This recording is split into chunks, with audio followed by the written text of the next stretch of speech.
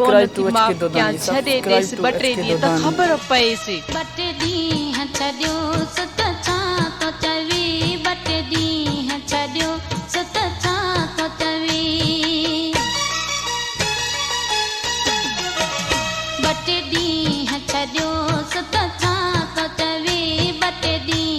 छड्यो सत छा तो चवे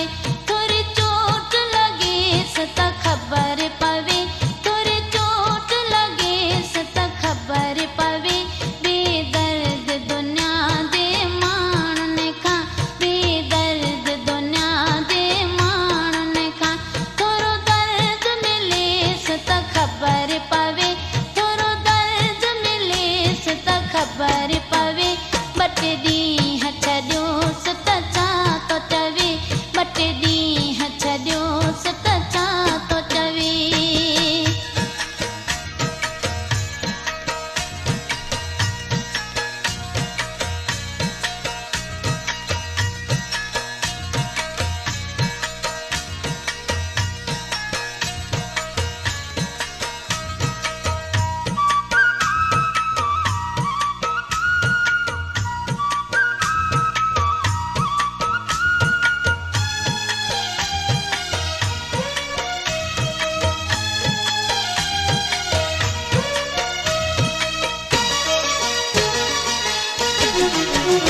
भली मोहब्बत में मुखे मार दिसे भले मुखा धार गुजार दिसे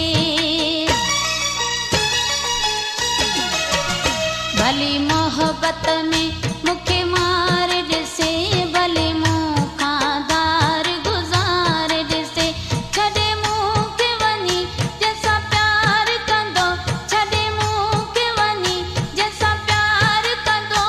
उहा पाण छॾीस त खबर पवे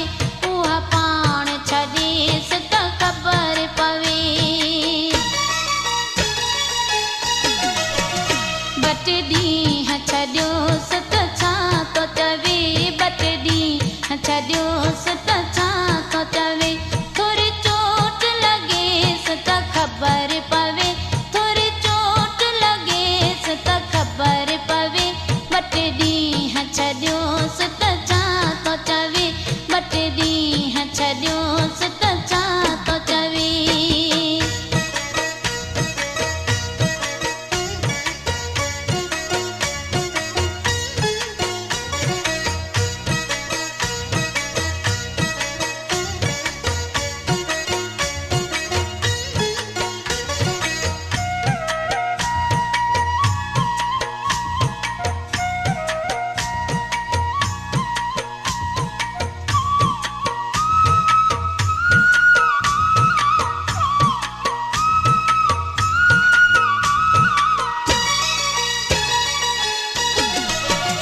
लगे थो त जानी कंहिंजे चक्कर में आ तॾहिं रोज़ बीठो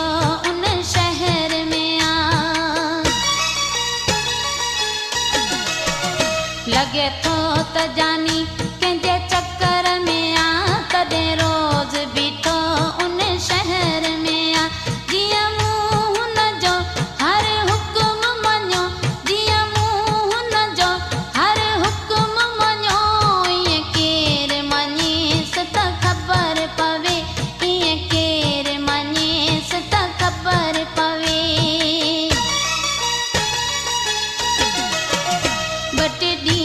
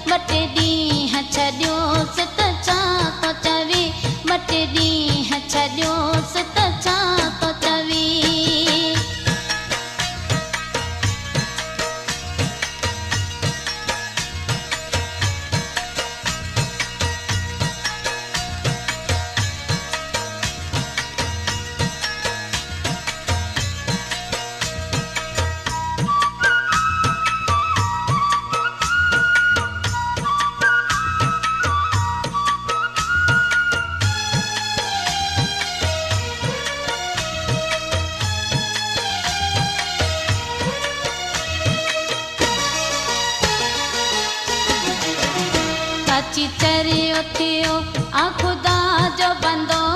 डेराई चवे पाणे मिनतूं कंदो अची चरियो थियो आ खुदा जो बंदो